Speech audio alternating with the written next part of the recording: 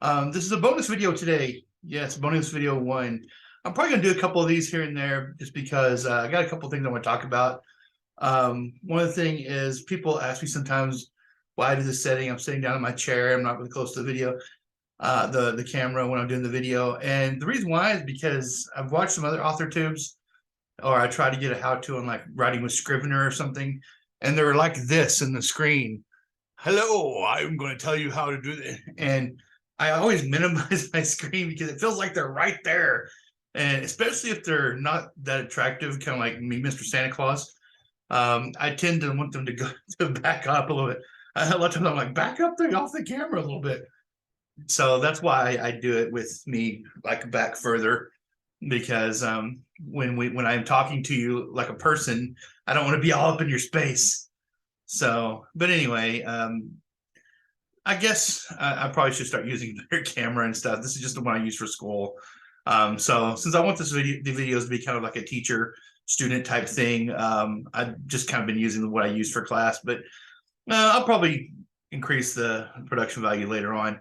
Anyway, let's get to the video.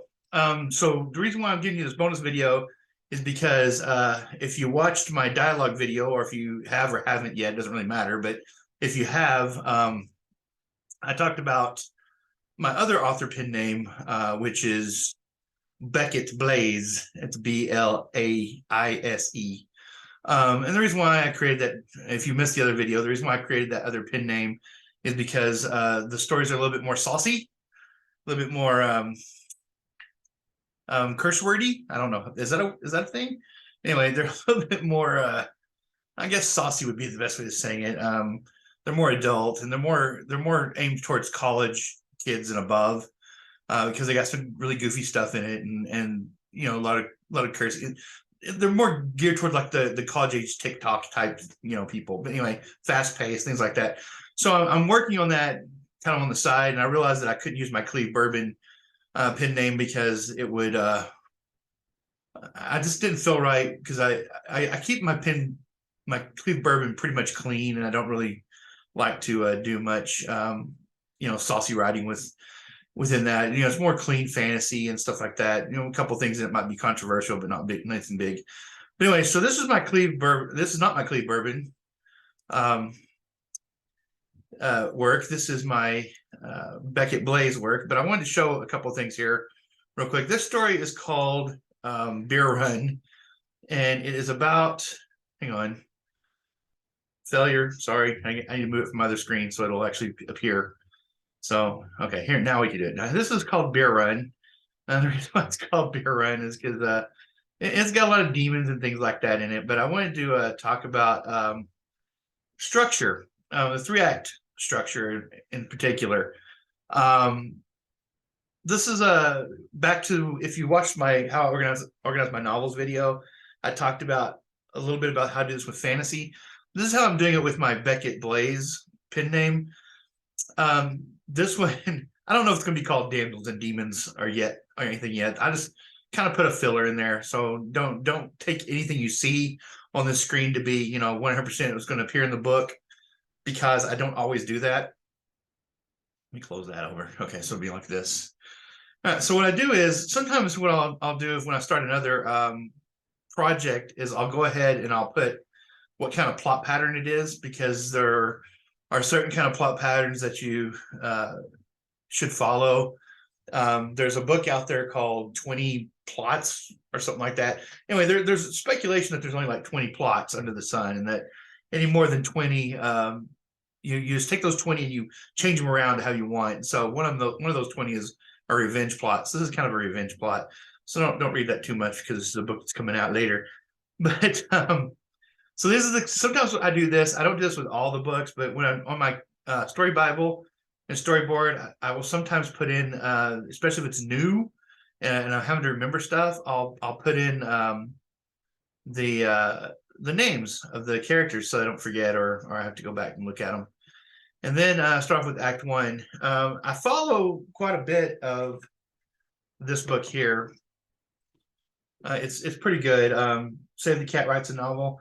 She's got 15 beats. I don't follow them all completely 100%, but I do follow them a little bit. And so you're going to see a little bit of language in this that might be reminiscent of that if you've read that book before. But anyway, start with Act One. Act One, there's a little graph basically. The graph looks like this. It goes and it goes up and it goes down and it goes across. This is a story writing graph that I used to teach in school and I still teach sometimes. This first part here is introduction or exposition. This is how you get to know the characters and you learn all the stuff about them. In the beats of the novel, this is the first beat, like a certain percentage. If you look at Save the Cat, this is where you get to know something about the protagonist and their world, and something to understand about how they interact with their world and so forth. You learn if there's any secondary characters. A lot of times they're here somewhere in this. All right, so this is the exposition. Whoops, it's hard to write with my mouse. Exposition. I think I'm going to not try to do that anymore because that doesn't work very well. All right, and then this going up this part of the graph, this is called the rising action. This if you're doing a mystery novel, for example, this would be you'd have an inciting incident somewhere around in here. In other words, the murder, if it was a murder mystery, for example, something like that. And then after that murder mystery, this would be the detective's like, I'm here, I'm a detective, I'm going to figure out what's wrong. And so they'll start trying to gather clues and start interviewing people and things like that. That's the rising action. In fantasy, the exposition is like the example I usually use is like you have the village idiot. This is kind of Willow, kind of Lord of the Rings, but anyway, you have like the village dummy and the evil wizard left his evil gem in the middle of the village, and they want to return it because they know if they figure out. If the evil wizard finds out they have the gem in this village, he's going to destroy the village. So the village elders want to send somebody to take the gem back to the evil wizard. And so they picked like nobody wants to do it, of course. And so they picked like the village idiot and tell him that it's the greatest honor to take this back. You know, you'll be helping the village, and you know he's like, okay, can I take my friend? And they're like, sure. You know, take your friend, do whatever you need. So he asks his friend and. So that's the inciting incident. Usually this is on this particular sheet, this is entering into the next world, or if we scroll down, which I'll have to scroll down like this. If we scroll down, break into a new world, and that's when you get into Act 2. But we'll talk about that in just a sec. But anyway, so the guy sets off on his quest, takes the evil gem, and he's heading off towards the wizard's castle or whatever, and things happen on the way here in the rising action. Say on the way they have to stop and camp for the night, and they do, and he wakes the next day and the evil gem is gone, and he looks around, there's little footprints on the ground, and he follows the footprints and he goes through a little hole in the ground and to a gnome city, and he has to go to the gnome city and convince the gnome king who now has the gem to give the gem back, you know, things like that. So you have sometimes there's you see this is a jagged edge because there's peaks and valleys here where things happen and things go on the journey too. This is a quest journey. If this was like a mystery, this would be the clues that the detective is finding and when he's interviewing the people and that kind of thing. And then you get to the climax, the top of the point here. That's usually the turning point. So after they leave the inciting incident, whatever happens here, usually what happens is they can't turn back and go back to the way things were. That's the whole thing about entering into another world. Okay.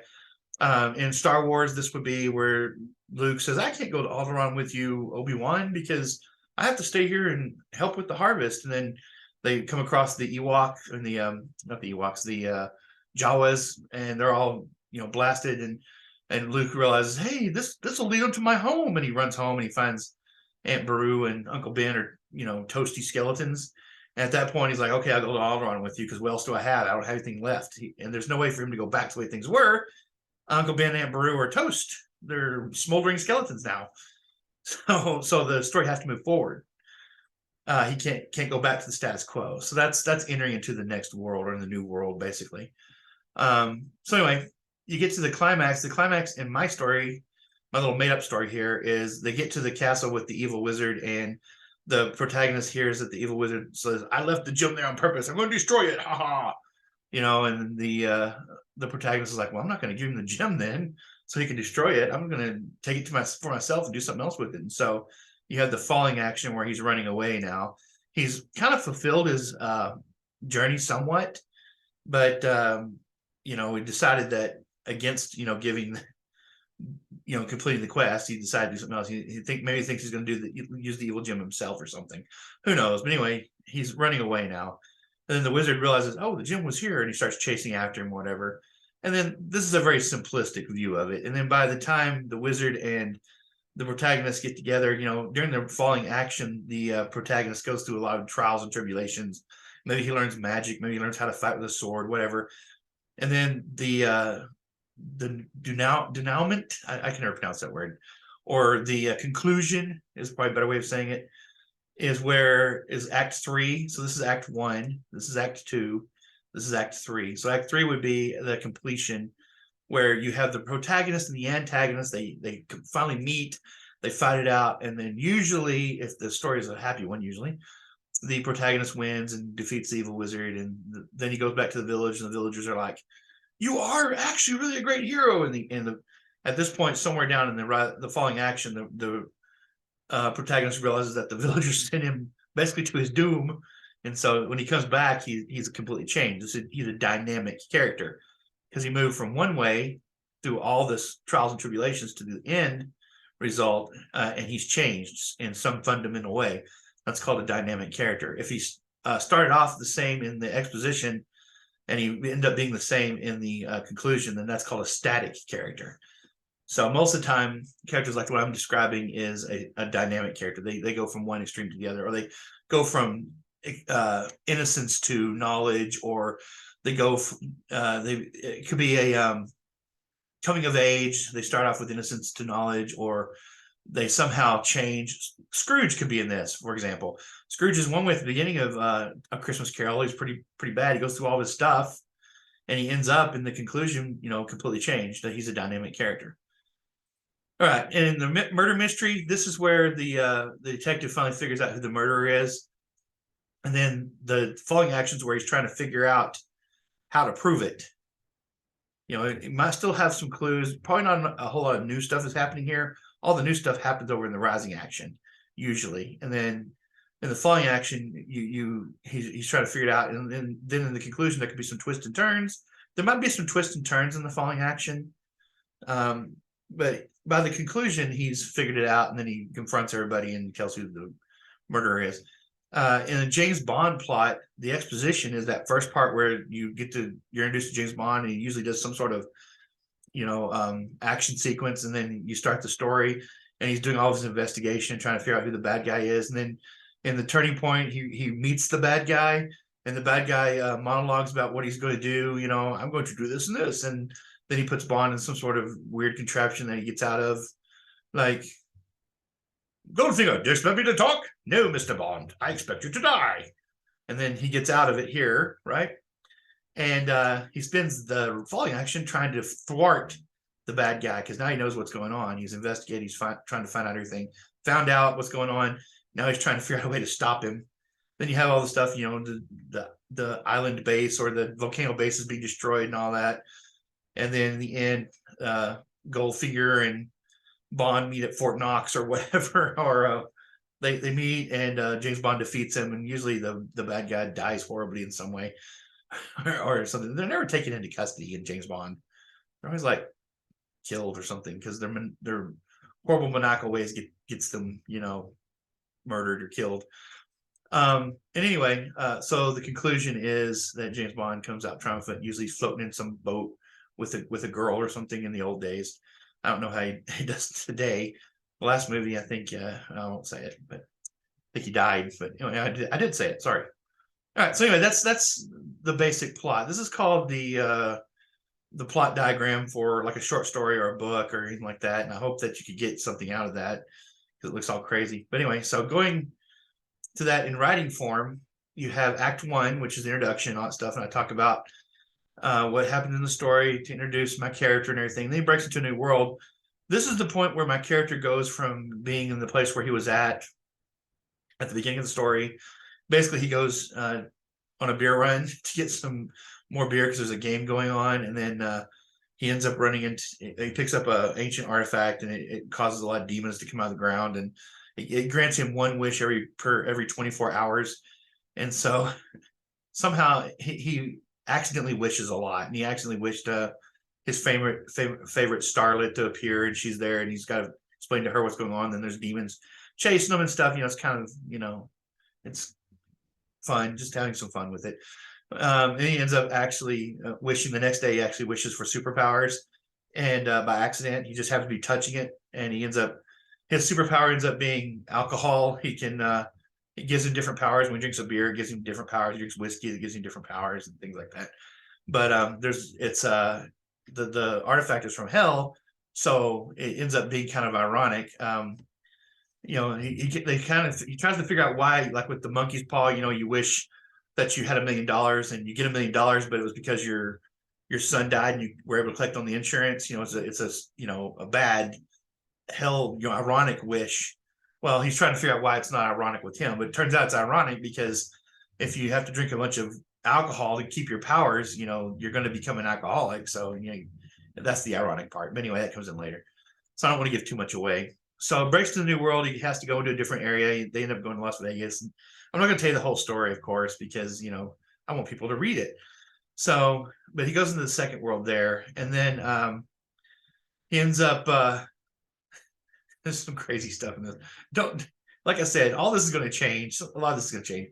So I was trying to come up with clever, little funny chapter names. So if you read some of them, just be aware it might not be that when it comes out. But anyway, and this Act 3, I don't have it exactly in the right spot. I don't know where it's going to come out yet because I don't have this part.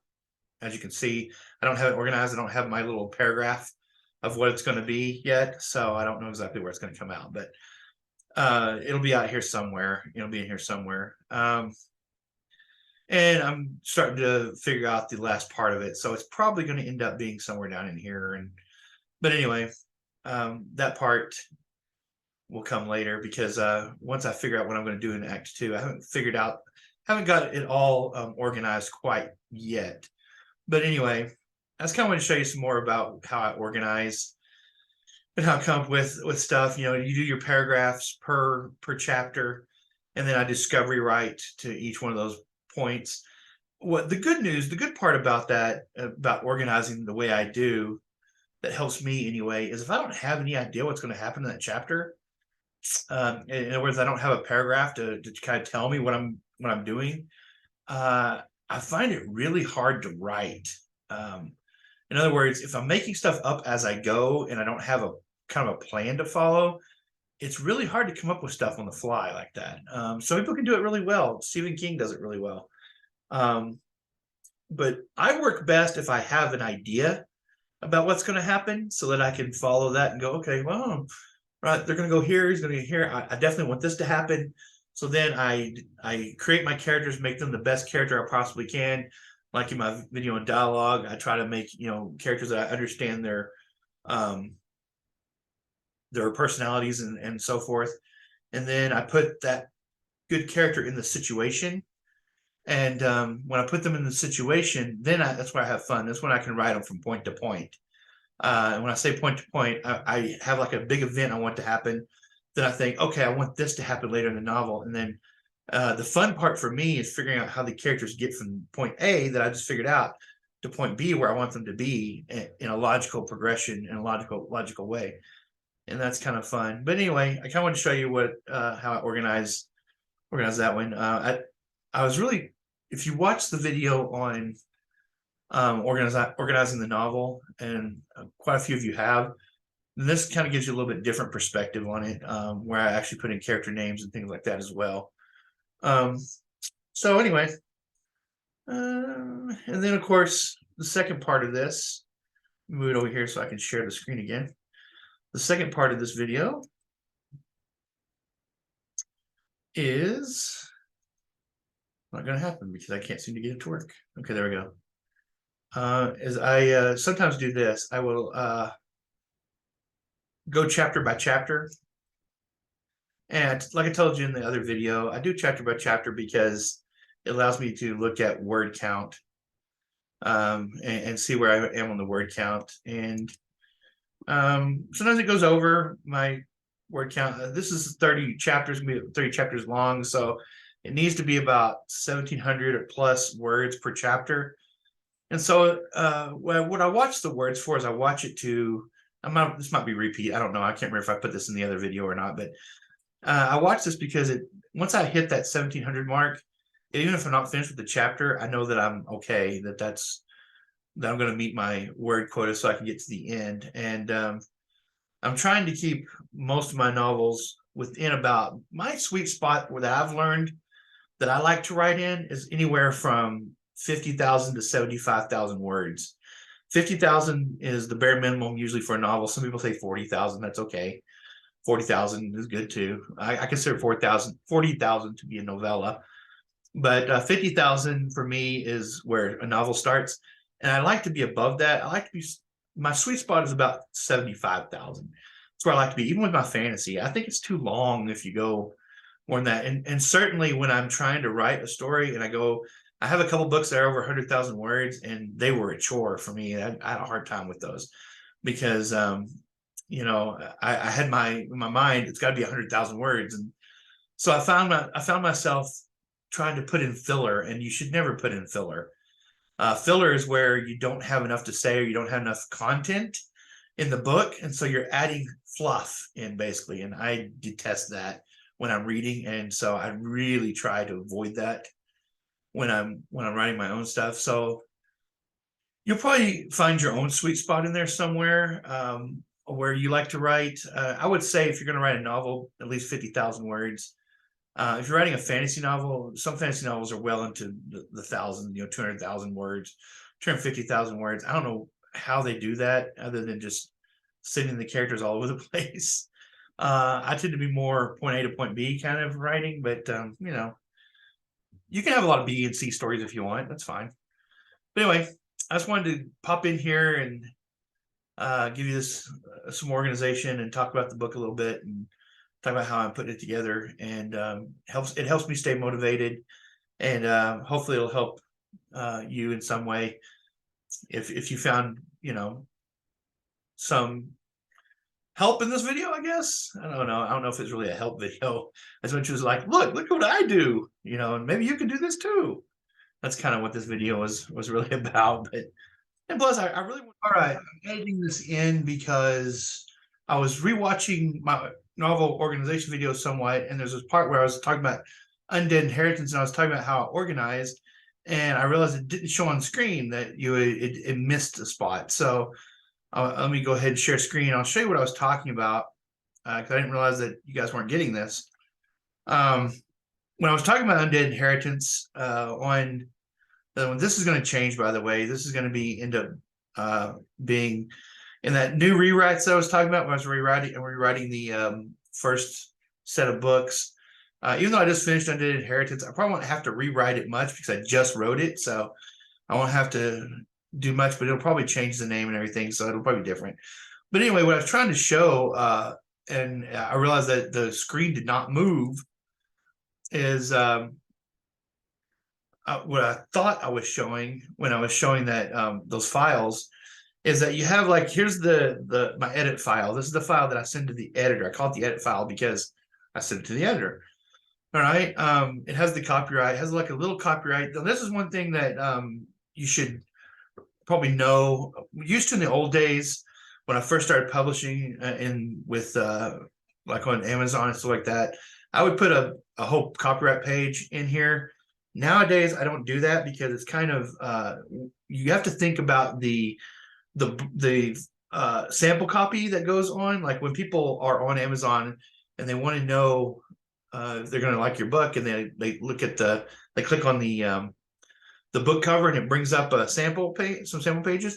If you have a bunch of fluff in there and a bunch of copyright and all that, that's taking up time where you could have somebody reading your work where they could decide hey, this is a good story. I'm hooked. I want to buy it, because you should be putting all your hooks in the first 3 pages anyway, three or so pages or so, where you're trying to hook the reader on. You're trying to get them interested in reading your book. Well, if you have a bunch of copyright stuff, in there, and to be honest, copyright, once you write a book, the copyright is automatic. If you can prove that you wrote the book, which you have the files and stuff, then it's kind of automatic in the United States. You don't have to come up with a specific copyright. But anyway, I always put it in there anyway, because once you've written it, it's copyrighted. So anyway, there's my imprint. There's my title and stuff. I just put a little bit of thing. I put in the editor. I put in the my cover designer who designed the covers. There's the channel that you're watching right now, the YouTube channel, and so forth. That's all I put in there. My website. That's all I put in there, and then get started in the story. So this way, you have the copyright information in there, and you have the title and everything in the little sample copy, and then it goes right into the story. So the way I like to organize this that you did not see on the other video that I wanted you to see is when you hit the view up here in Word. This is one of the reasons why I like to use Word. And you hit the navigation pane, it brings up all of your chapters over here on the side. So some of you might have been confused in the video. You're like, well, I didn't see anything where you're seeing the chapter names. And this way, it's really easy. Excuse me. I need to take a drink or something. All right, let me take a drink of this real quick. All right, so over here, I can maneuver, like if I need to do something in chapter 24, I can just pop there and I'm in chapter 24. I can go to chapter 37, boom, I'm there. Go back to chapter 10, boom, there. So that makes it really easy. You can do this in Scrivener too, by the way. This is not just Microsoft Word. Scrivener, the way it's organized, is fairly similar. Let's see if I can bring one of those up and show you and actually have it on screen this time instead of the other really long video that didn't have it all on screen. Let me bring up my Scrivener program here. This is a prequel book that I'm working on for Tournament of Mages, so this might be a little bit of spoiler or something, but this is the one I'm planning on giving away for that book. This is Scrivener, the program Scrivener, by the way. See, check for updates. Okay.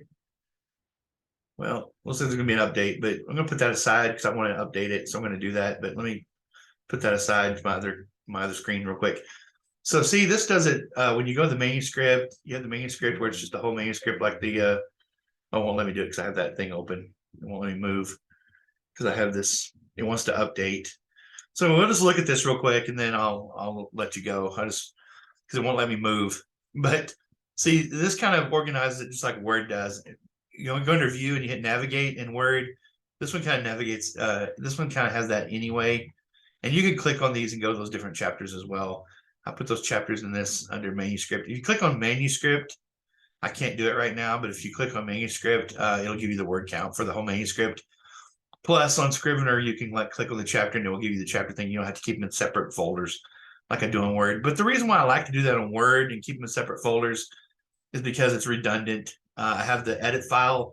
On this one, they're all here in one spot. On my other, in Word, I go ahead and get that started. In Word, I have them all in two different files. I have the edit file, and then I have them on regular file. And I have lost chapters before, or lost the edit file before, and had to reconstruct it from the individual chapters. And so that was very helpful to have that redundancy. You may not need all these redundancies that I have. You may not need to organize it exactly the way I do. I've just found ways that have made it easy for me over time. And there's nothing more frustrating than creating a whole chapter and then losing it, or writing in your edit file and then losing the whole edit file. You lost the whole book and you don't have any of the copies anywhere else. If I lose the whole edit file, I still have each individual chapter written somewhere. And I usually keep that on two files, one on the computer and one on an external drive or a thumb drive. And that way, and it may seem like overkill, but all it takes is one time for you to lose like a big manuscript that you spent months writing, or one time losing 3 or 4 chapters, and then you'll be a believer too in redundancies and keeping multiple copies, because that's pretty rough, because you can kind of remember what you wrote, but you'll never be able to reproduce it exactly. And as a matter of fact, the story time, Toy Story 2 was deleted by accident at the studio, and it was gone. And it was like within weeks of being completed. They had deadlines and stuff, and they were panicking. Turns out that one of the producers had taken it home to look at some stuff, had taken one copy of it home, to do some stuff or do some work at home or something. And so there was a copy, thank goodness, that was around so they didn't lose all their work. But man, I bet that studio does a bunch of backups now. Anyway, I will end the video here, and this bonus video. I hope you liked it. I hope it was something that helped you out. I didn't want to go back and show you the organization because I apparently missed that in the first video. It's has the most views of any of my videos, and it has a big, huge, glaring error where you can't see the actual organization of the novel. So hopefully this helps you out, and if it does, then great. I'll see you on the next one. Thank you. Bye-bye.